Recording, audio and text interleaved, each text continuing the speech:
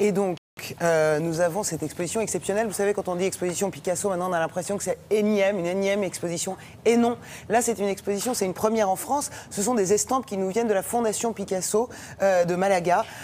C'est cette déclaration d'amour à toutes ces femmes de sa vie. Ça aurait pu être signé Julio Iglesias, Jean-Luc Lahaye, que sais-je, ils doivent saliver devant cette exposition. Mais femme, simplement, je te dis que je t'aime, je veux dire, on le retrouve dans ce mouvement de main, dans les traits de Picasso complètement. C'est l'amour, c'est une déclaration d'amour à toutes les femmes qui ont traversé sa vie. Chaque femme a existé, c'est-à-dire aucune n'a remplacé l'autre, n'a effacé l'autre. Et on voit que finalement, à travers son art, il va rendre cet amour-là, cette femme-là éternelle, l'immortalité. On en est au Botox, etc., à chercher l'éternelle jeunesse. Et bien toutes les femmes qui ont traversé la vie de Picasso ont eu accès à cette immortalité. Aucune des femmes dont on va voir le portrait n'est imaginée. Toutes ces femmes ont existé. Alors oui. Sauf qu'à la fin de sa vie, il y a quand même, il aime le fantasme, il aime l'érotisme. Donc, il a un côté poète et puis il aime bien voilà, imaginer des choses, etc. Donc, ça commence par des femmes seules et ensuite en couple, des couples, peut-être lui avec une de ses femmes, et puis ça finit en... à plusieurs, regardez. En délire. C'est en délire, sexuel. Ouais. Ça vous a plu, ça?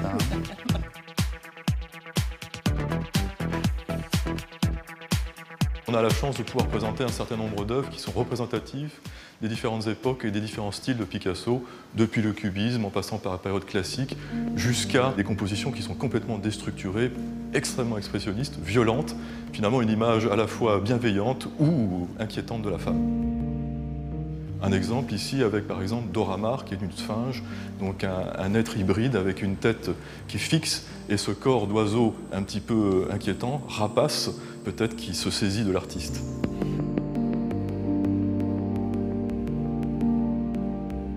C'est un tableau important, ce tableau d'une femme sur un banc, parce que c'est un tableau qui nous montre là une image d'un expressionnisme brutal, violent. Les seins pendent d'un côté, on a ses pieds monstrueux, on a ce banc dont on ne sait pas si ce sont des morceaux de côte ou véritablement le bois du banc, etc., etc. Une image singulière, agaçante, crispante, mais qui montre à quel point aussi c'est un artiste qui ne cherche pas forcément à plaire, mais bien au contraire à varier, à recréer, à inventer. Et c'est véritablement ça aussi le génie de Picasso.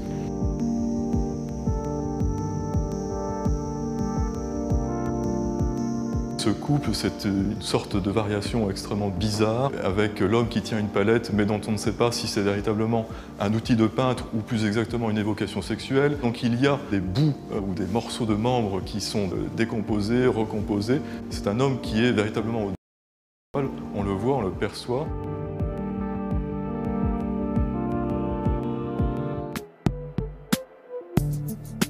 Picasso, à la fin de sa vie, c'est un homme qui produit peut-être les œuvres érotiques les plus fascinantes, les plus spectaculaires.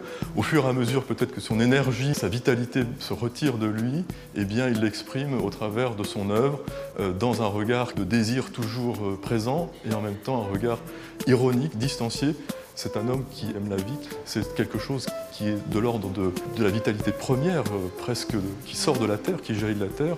Picasso, c'est celui qui exprime le mieux cette richesse de la vie, cette source d'optimisme que l'on peut éprouver lorsque l'on a le plaisir d'aimer la vie.